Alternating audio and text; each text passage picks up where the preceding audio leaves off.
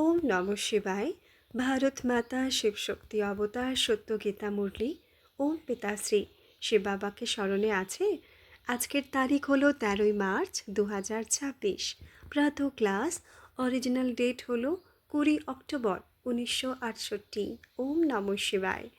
আজ পরম পূজ্য পরমপিতা পরমাত্মা শিব বাবা বলছেন, নিশ্চয় বুদ্ধি বাচ্চারা। হ্যাঁ বাবা, তোমরা এখানে মনুষ্য থেকে দেবতা হতে এসেছো। ভগবান বাবা পড়াচ্ছেন, তোমাদের এইম অবজেক্ট এইটাই। আমরাই ছিলাম 84 জন্ম পুরো করেছি। সবাই বলে নর থেকে নারায়ণ, নারী থেকে লক্ষ্মী হতে এখানে এসেছি। যাদের নিশ্চয়তা আছে তারা হাত তোলো। এটা কি স্কুল নয়? তাহলে হাত তুলছো না কেন? ওম নম শিবায়। রুহানি বাবা বাচ্চাদের বোঝাচ্ছেন, নিজেকে আত্মা মনে করো আর সর্বদা বাবাকে স্মরণ করতে থাকো। নতুন নতুন বাচ্চারা নতুন নতুন কথা শোনে, আর কোথাও এমন বলবে না যে বেহাদের বাবা আমাদের পড়াচ্ছেন। সে বাবা বলেন, আমাকে স্মরণ করো, তবে তোমাদের পাপ কেটে যাবে। এই নতুন অভ্যাস তৈরি করতে হবে শুধুমাত্র এক জন্মের জন্য। বাবাকে স্মরণ করো, একেই যোগাগ্নি বলা হয়। ভারতের প্রাচীন যোগ, যার দ্বারা স্বর্গের স্থাপনা হয়েছিল, এটা কারো জানা নেই। ওয়ার্ল্ডের হিস্ট্রি জিওগ্রাফি রিপিটও বলে, তো তার ডিউরেশনেরও পুরো জ্ঞান থাকা উচিত, তাই না? শাস্ত্রে কত বড় বড় গাল গল্প লিখে দিয়েছে, লাখো বছর আয়ু বলে দেয়। নতুন আর পুরনোর কথা কারো জানা নেই। বাবাই এসে বোঝান, মিষ্টি মিষ্টি বাচ্চারা, এটা পুরনো তমপ্রধান দুনিয়া, কলিযুগ, তাই না? সেটাও কলিযুগের অন্ত। এটা তৈরি করা খেলা, একে ভুল বলা যাবে না। ঈশ্বরীয় রচনা অ্যাকিউরেট, পুরনো আর নতুনও আছে। বাবা বলছেন, এটা 5000 বছরের খেলা। মানুষ তো ঘোর অন্ধকারে আছে। এটাও শাস্ত্রে গায়ন আছে যে কুম্ভকর্ণের ঘুমে ঘুমিয়েছিল যখন বাবা এসেছিলেন। শাস্ত্রবাদীরা কত চমকায়। ব্যাস, ভগবান ছিল তো একজনকে মানবে, তাই না? আবার ভগবানকে মাটির ঢালায় পাথরে কণায় কণায় বলে দেয়। ঘাবড়ে গেছে। বাবা এসে বাচ্চাদের বোঝান, এই খেলায় 5000 বছরের। তোমরা বাচ্চারা জানো, নতুন দুনিয়াকে শতপ্রধান, পুরনো দুনিয়াকে তমপ্রধান বলা হয়। এটা পুরনো দুনিয়া। দুনিয়া কি আর এসব কথা জানে? যার নলেজ নেই তাকে মূর্খ বলা হয়। নলেজফুল একজন ফাদারই আছেন। তারা মনে করে ভগবান জানানহার, সবার মনের কথা জানেন। বাবা বোঝান, আমি নলেজফুল, আমার মধ্যে সৃষ্টিচক্রের নলেজ আছে। পতিত পাবনও সেই নিরাকার বাবাকেই বলা হয়। কৃষ্ণকে কখনো বলা যেতে পারে না। ভক্তি মার্গে কত অজ্ঞানতার অন্ধকার আছে। বাবা বসে বোঝান, ব্রহ্মার দ্বারা। ব্রহ্মা আর বিষ্ণুর কানেকশন কি সেটাও বুঝিয়েছেন। চিত্রে দেখায় বিষ্ণুর নাভিপদ্ম থেকে ব্রহ্মা বেরিয়েছে। তাদের শাস্ত্রও দেখায়, সূক্ষ্মবতনে তো শাস্ত্র আদি হয়ই না। এটা শুধু সাক্ষাৎকারের ড্রামাতে পার্ট আছে। এই কথাগুলো এখন তোমরা বাচ্চারা জানো। ওপরে ব্রহ্মাণ্ডে আমরা আত্মারা যেখানে থাকি, তারা মনে করে ডিমের মতো আত্মা, এত বড় তো হতে পারে না। বাবা বলেন, পিতা পরমাত্মা, শুধু তিনি সুপ্রিম। বাকি আত্মাদের মধ্যে কোনো তফাৎ নেই। তিনি এভার পিওর, থাকেন পরম ধামে। পরম পিতা পরমাত্মাকেই সবাই স্মরণ করে। বাবা এসে পতিতদের পাবন বানান। এই পুরো কল্পবৃক্ষের নলেজও বাবাই দিতে পারেন। এটা কেউ জানে না। সন্ন্যাসী আদি সবাই নেতি নেতি বলতে থাকে, রচয়িতা আর রচনাকে জানেই না। আচ্ছা, লক্ষ্মীনারায়ণের কি রচয়িতা আর রচনার জ্ঞান আছে? কখনো কি এটা খেয়াল করেছ? লক্ষ্মীনারায়ণ যারা স্বর্গের মালিক হয়ে গেছে, তাদের কখনো জিজ্ঞেস করেছ? এদের কেউ জিজ্ঞেস করলে এরাও বলবে নেতি নেতি। ড্রামা অনুসারে যখন বাবা আসেন তখন জ্ঞান দেন, কারণ জ্ঞান থেকে হয় সদ্গতি। তো বাবা সঙ্গমেই এসে সকলের সদ্গতি করেন। এটা হলো পড়াশোনা, এতে নাম্বারবার পড়ার মতো আছে। এটা হলো বেহাদের পড়াশোনা, যার দ্বারা গতি সদ্গতি মুক্তি জীবন মুক্তি হবে। বাকি লাখো বছরের তো কথাই নেই। তোমরা কত বোঝাও, প্রজা তৈরি হতে থাকে। বাকি গায়ন আছে, কোটিতে কেউ আমাকে জানে, কোটি কোটি আত্মা আছে, সবাই তো জানে না। সত্যযুগ আদিতে দেবতারা আছে, বাকি সবাই কোথায় গেল এটা খেয়ালে নেই। তাদের বুদ্ধিতে আছে 40,000 বছর পর বাবা আসবেন। এখন তোমরা বোঝো। এখন তোমরা শ্রীমতে যোগবল দিয়ে নিজেদের রাজধানী স্থাপন করছো। সত্যযুগে এদের রাজ্য ছিল, এখন এরা কার কাছ থেকে জিতল? দেখায় অসুর আর দেবতাদের লড়াই লেগেছিল, কিন্তু লড়াইয়ের তো কথাই নেই। পাথর বুদ্ধি, তাই না? তাই আমি এসে বোঝাই, কোথায় সেই স্বর্গের খুশি, কোথায় এই নরকের দুঃখ। সত্যযুগকে বলা হয় সুখধাম। তোমরা বোঝো, 5,000 বছর আগে আমরা সুখধামে ছিলাম। কত রাত দিনের তফাৎ আছে। এমন বলা যাবে না যে আমরা শাস্ত্র মানি না। বলো, আমরা তো 63 জন্ম শাস্ত্র পড়েছি। তোমাদের কি জানা আছে শাস্ত্র কবে থেকে শুরু হয়েছে? প্রথম নম্বরের গীতা হলো মা বাবা, বাকি হলো তার রচনা, ছেলেপুলে। এখন তোমাদের যুদ্ধ হলো 5 বিকার রূপী রাবণের সাথে। তোমাদের অহিংসক দেবী দেবতা ধর্মের হতে হবে। তোমরা ডবল অহিংসক হচ্ছ। সবচেয়ে কড়া হিংসা হলো বেকারের। গান্ধীও গাইতেন, পতিত পাবন। সবাই ভক্ত, ভগবান এক, যিনি সবাইকে সাজাতে আসেন। বাবা বাচ্চাদের বসে পড়াচ্ছেন, এমন নয় যে আমাদের ভেতরের কথা তিনি জানেন। তিনি সুখ দুঃখ দেন, তাদের বলা হয় মূর্খ। সন্ন্যাসীরা গীতায় কত অ্যাডাল্ট্রেশন করে দিয়েছে। প্রথম পয়েন্ট হলো সর্বব্যাপী হবার, কত ক্ষতি করে দিয়েছে। এটাও ড্রামাতে নির্ধারিত আছে, আবার হবে। আধা কল্প ভক্তি জিন্দাবাদ, তারপর আধা কল্প জ্ঞান জিন্দাবাদ। শিবরাত্রি বলে, কিন্তু অর্থ জানে না। উঁচু থেকে উঁচু, তারপর নিচ থেকে নিচ, তারপর তমপ্রধান থেকে শতপ্রধান হয়। আমি আসি সেই শরীরে যে পুরো 84 জন্ম নেয়। এখন তোমরা ফরিস্তা হচ্ছ। শেষে সবার রেজাল্টের সাক্ষাৎকার হবে। ট্রান্সফার হওয়ার আগে তোমরা জানতে পারবে। তারপর নতুন রাজধানীতে চলে যাবে। কত ট্রান্সফার হয়? এটা বাবার একটাই পড়াশোনা, সত্যযুগী দেবী দেবতা ধর্মের স্থাপনা করার।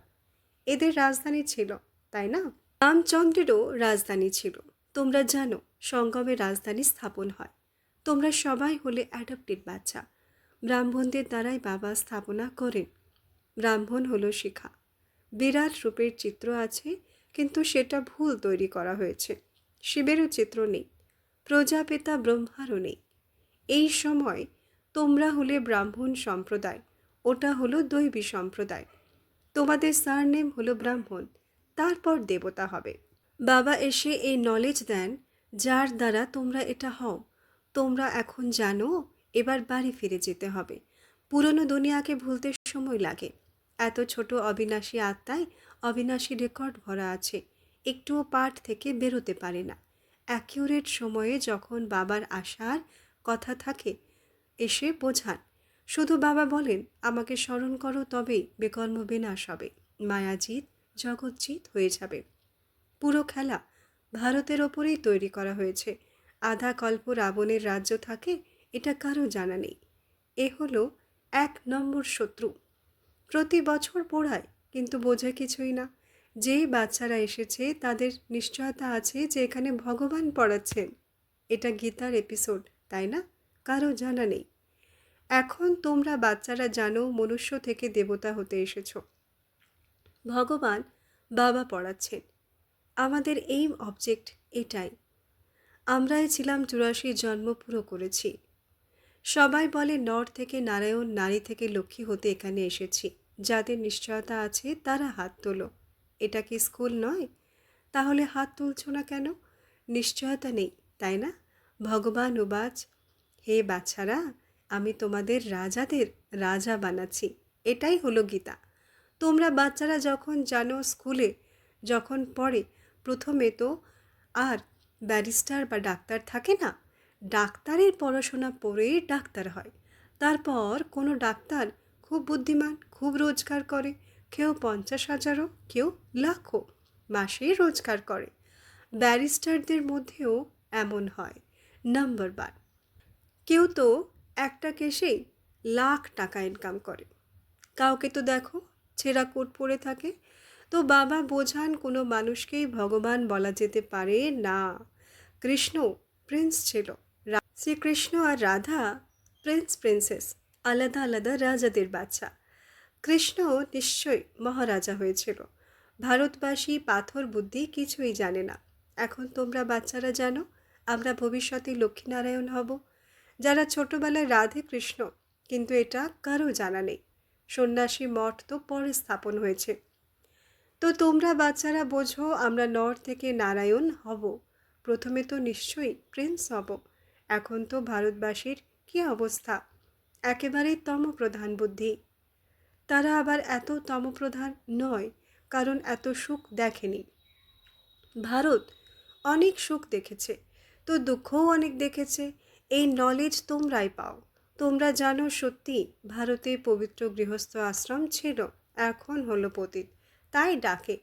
আমাদের পতিতদের এসে পাবন বানাও। তিনি লিবারেটর, লিবারেটরও এক, গাইডও এক।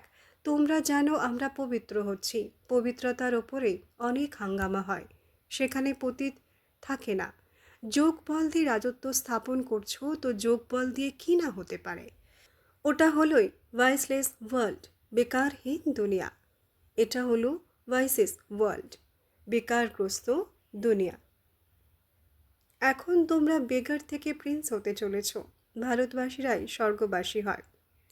স্বর্গে হলোই দেবী দেবতাদের রাজ্য। এই সময় ভারতবাসী নরকবাসী। বাবা জিজ্ঞেস করেন, যে সময় হাত তুলেছিলেন আমরা নর থেকে নারায়ণ হব, আর হতেই এসেছি। পড়াচ্ছিল নিরাকার ভগবান। তার এটা হলো রথ, সেটাও অনেক জন্মের অন্তরে জন্ম। দূর দেশের বাসিন্দা কৃষ্ণ তো আর নয়। দূর দেশে তো আত্মারা থাকে। আত্মারা বাবাকে ডাকে, ওপর থেকে এসো। তিনি তো নিরাকার। সেই নিরাকার শিব এসে জানাচ্ছেন, এখন তোমরা জানো আমাদের ধর্মের স্থাপনা হচ্ছে। পবিত্র হচ্ছ, রাজাও হচ্ছ। এখন তোমরা পবিত্র হচ্ছ, বাবাকে স্মরণ করছো। এতেই মায়া বিঘ্ন দেয়, যুদ্ধ এতেই চলে। এখন তোমরা বলছো আমরা নারায়ণ হব, তো সেই খুশি স্থায়ী হওয়া উচিত, তাই না? এটা হলো বেহাদের পড়াশোনা। বাচ্চাদের নিশ্চয়তা আছে আমরা পুরুষার্থ করছি শতপ্রধান হয়ে ফুল পাস হব, কিন্তু সবাই তো হতে পারবে না। অনেকের জ্ঞানের আধারে খুশি হয়। নতুন দুনিয়া হলো পাবন দুনিয়া, এটা হলো পতিত দুনিয়া। তো এখন তোমরা জানো বেগার টু প্রিন্স হবে। তোমাদের কোনো প্রিন্স পড়াচ্ছে না। কৃষ্ণকে প্রিন্স বলা হয়, সে তো হলো সত্যযুগের জন্ম। এটা তো বাবা বলেন আমাকে শরীরের আধার নিতে হয়। কোনো কোনো অক্ষর গীতার সত্য আছে। বাবা বাচ্চাদেরও বলেন এই ওপিনিয়ন লেখাও, জাজ করো। গীতা কে শুনিয়েছে? নলেজফুল জ্ঞানসাগর কাকে বলো? কৃষ্ণকে তো বলতে পারবে না, তার মধ্যে সেই জ্ঞান নেই। না নারায়ণের মধ্যেই আছে। কৃষ্ণ তো ছোট প্রিন্স। যদি নারায়ণের মধ্যে এই জ্ঞান থাকতো, তবে এই জ্ঞান পরম্পরায় চলতো। তোমরা বাচ্চাদের ভেতরে অতীন্দ্রিয় সুখ থাকা উচিত। স্কুলে টিচার অথবা স্টুডেন্ট বোঝে এরা ভালো ভালো মার্কস নিয়ে পাশ করবে। এত বাচ্চা আছে, এদের মধ্যে বুদ্ধিমানও অনেক আছে। সবচেয়ে ভালো নাম্বার 1 মাম্মা ছিল। তারপর বলবে কুমারকা আছে, জনক আছে, মনোহর আছে। নাম্বার 1 তো আছে, তাই না? একরকম তো হতে পারে না। তো এখন তোমাদের নারায়ণী নেশা আছে, আমরা বেগার টু প্রিন্স হচ্ছি, খুশি হওয়া উচিত, তাই না? এখানে তোমরা নতুন দুনিয়ার জন্যই পড়তে আসো। নরক, পুরানো দুনিয়া বিনাশ হয়ে যাবে। একেই মহাভারতের লড়াই বলা হয়। তো বাচ্চাদের নিশ্চয়তা আছে, তাই না? পুরুষার্থ সবার চলছে, তাই না? বাবা পতিত পাবন ওয়ার্ল্ড অলমাইটি অথরিটি। লক্ষ্মীনারায়ণকে ওয়ার্ল্ড অলমাইটি অথরিটি বলা যাবে না। বাবাই সব বেদ শাস্ত্র আদি জানেন। সেই বাবার কোনো বাবা হবে কি? তিনি তো উঁচু থেকে উঁচু। নিজে বলেন আমি নলেজফুল, আমি সবার বাবা, আমার কোনো বাবা হবে? আমি সবার টিচার, আমার কোনো টিচার হবে? আমি সবার সদ্গুরু, আমার আবার কোনো গুরু হবে? না। আমার কোনো বাবা, টিচার, গুরু হতে পারে না। আমি সবার বাবা। আমার কোনো গুরু হতে পারে না। আর সবার থাকে। আমি সবার সৎ বাবা, সৎ টিচার, সৎ গুরু, লিবারেটর। ব্রহ্মা, বিষ্ণু, শঙ্করেরও জ্ঞান আছে, অর্থও আছে। ব্রহ্মার দ্বারা স্থাপনা, বিষ্ণুর দ্বারা পালনা। মুখ্য হলো দুটো কথা, স্থাপনা আর পালনা। দুটো রূপ দাঁড়িয়ে আছে, বাকি বিনাশ তো হতেই হবে। ব্রহ্মার বাচ্চা যারা জন্ম নেবে তারাই দেবতা হবে। শঙ্করের কোনো বৃত্তান্ত বেরোতে পারে না। সূক্ষ্মবতনে এমন কোনো জিনিস হয় না। আকাশে কিছু আছে নাকি? এরোপ্লেন, পাখি আদি উড়তে থাকে। পাখিদের বুদ্ধি থেকেই তারা কপি করেছে। পাখি আদি কিভাবে উঠতে পারে? তো তাদের দেখে তারপর বসে এরোপ্লেন আদি বানিয়েছে, যা আবার সেখানেও থাকবে। এখন এটা হলো মায়ার পাম্প। একে বলা হয় ফল অফ পাম্পিয়া, পতন আর উত্থান। কত বম্বস আদি বানাচ্ছে, মনে করে এতে বিনাশ হবে, তবুও বানাতে থাকে। মনে করে লড়াই তো লেগেই থাকে। কলিযুগ এখনো ছোট বাচ্চা। 40,000 বছর আয়ু দেয়। বাবা সব মিলিয়ে 5,000 বছর বলেন। এখন বাবা বসে বোঝান, বাচ্চারা মা বেকম স্মরণ করো। তোমরাও এখানে আছো, বাবাও এখানেই আছেন। তো একেই জীবাত্মা আর পরমাত্মার মেলা বলা হয়। এটা হলো কল্যাণকারী মেলা। বাবা আসেন বাচ্চাদের সুখধাম, শান্তিধাম যাওয়ার পথ দেখাতে।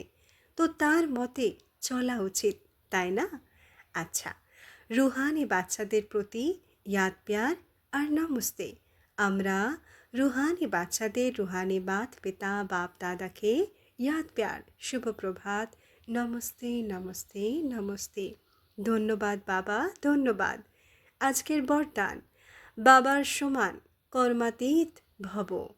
ব্যাখ্যা, সদা নিজের স্মৃতির সামর্থ্য দিয়ে নিজের 3টে স্থান আর 3টে স্থিতি, নিরাকারী, আকারী আর সাকারী, 3টে স্থিতিতে সহজেই স্থিত হতে পারো। নিজের অনাদি নিরাকারী স্বরূপে স্থিত হওয়া সহজ আর ন্যাচারাল হোক। সংকল্প করলে আর স্থিত হয়ে গেলে। একেই বলা হয় বাবার সমান সম্পূর্ণ অবস্থা, কর্মাতীত অন্তিম স্টেজ। আচ্ছা, ওম নমঃ শিবায়।